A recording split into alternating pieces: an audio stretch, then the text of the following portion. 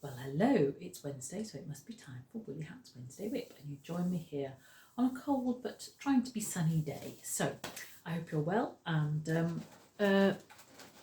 doing fine. She says, readjusting her jumper, which of course is my lovely stash busting jumper, which is a round pattern in Farewell. Look at that. I do love this jumper. It's a nice snuggly sort of jumper for a day when you need to be snuggly, and today is definitely a day you need to be snuggly. Lots of different kinds of wool in here. A lot of it is Rowan felted tweed, which I had in my stash, and the rest is also stuff I had in my stash. So West Yorkshire Spinners Colour Lab and some hand spun, hand dyed stuff, and various things like that. So yes, one of my faves at the moment. Love wearing it. Anyway, what have I been up to this week? Well, you might be able to see beside me just here, there is my finished, well, almost finished, Coastal Crochet Stash Buster blanket, which I haven't made with my stash. I actually bought colours because I wanted it to be specific colours. But it is lovely. It's West Yorkshire Spinners Colour Lab double knit, and it is yummy, yummy, yummy. So I've nearly finished, but as with all of these kind of things, you do have lots of ends to weave in. So I've done one side, I need to do the other, and then I can put a border on, and then it'll be finished. And then we can look at that in my next classes, starting on the 6th of March, which is crochet for throws. And we'll be looking at different stitches you can use for throws, either as a mix like that, or one for the whole lot, or just a simple repeat. So a few spaces left on that, so if you're interested in coming along, then send me a message and I'll see if I can fit you in. So that's that. What else have I been up to? Well, had a bit of an IT disaster this week, because first of all, for a while I've not been able to use my printer properly, and I've refrained from throwing it out the window and managed to find somebody who can come along to help me. So that was arranged for today, but in the meantime my computer decided to lock me out, and I was like, oh no, I won't be able to print up anything for the workshops and the classes. However, all is well, and now I can print and use my computer without having any problems at all, so that's great.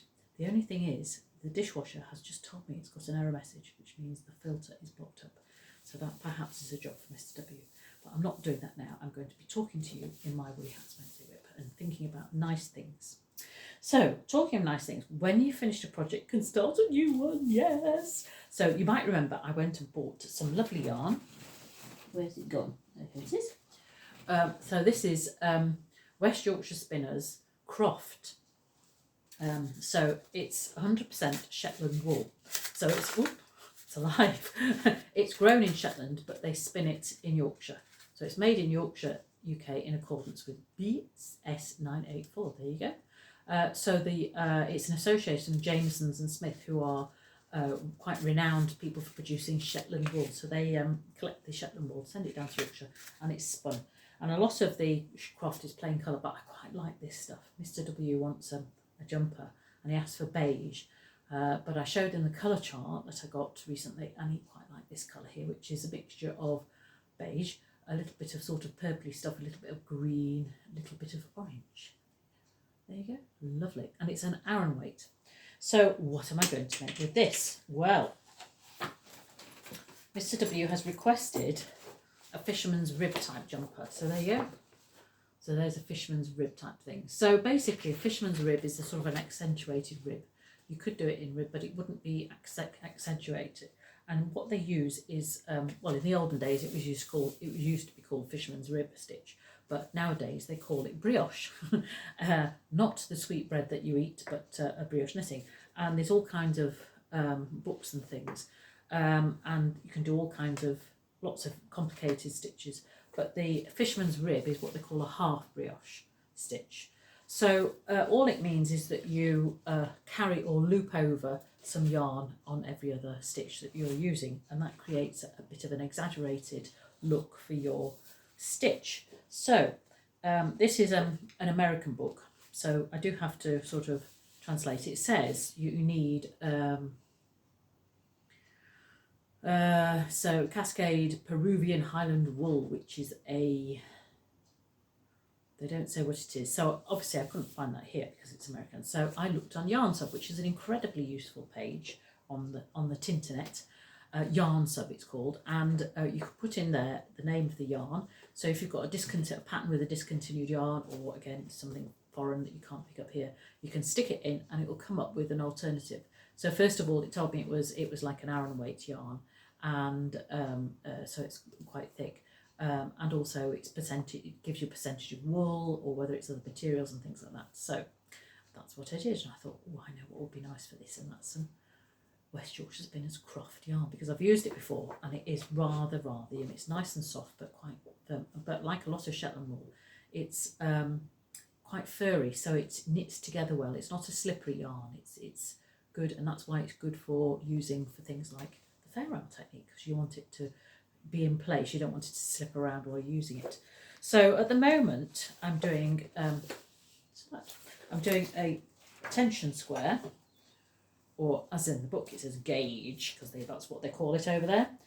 So a tension square is you use, with the specified needles, you create a square of the pattern you're doing. So this is the fisherman's rib, so you can see it's just like an accentuated rib. It's quite stretchy, but it bounces back, and it's a really rather nice stitch. So that's the back front, and that's the back there. So I'm doing this as a square because obviously I'm using a yarn that's not in the pattern. So even though it's an Aran and it's similar to the wool that it says, it might not always come out. And also we all knit in a different way. So some of it, sometimes it's loose, sometimes it's tight. And I tend to be a looser knitter. So I shall do the tension square, and I shall see whether it matches. So it's saying it wants 36 rows and 18 stitches. So I've done it slightly bigger, so it's 22 stitches. I'll do it a bit bigger, and then it's easier to measure. So if it's bigger than I need, I'll reduce the size of my needles, and if it's tighter than I need, I'll increase the size of the needles. But there's another way in which you can change things as well. If it's bigger than you need, you just reduce the size of the pattern that you're working in. Or if it's too tight, then you increase the size. So if you haven't got the other needles, that's another way of doing it.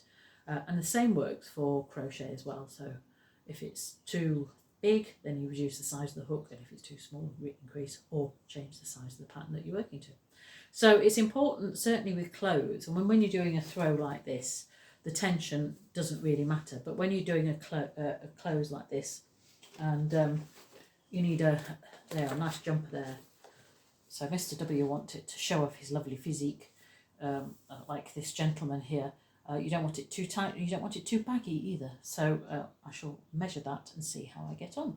So there you go. So that's quite a long ramble about tensions. I do apologise, but I hope you find it useful, because some people go, oh no, not tension squares. But sometimes it can be quite useful. Otherwise you'll spend a lot of time doing things and you'll end up with something that is the wrong size, and you wouldn't want to do that. So I think that's it for me this week, because you've heard enough of me. I will let you get on, and I hope you have a lovely week, and I will join you next Wednesday. Bye for now.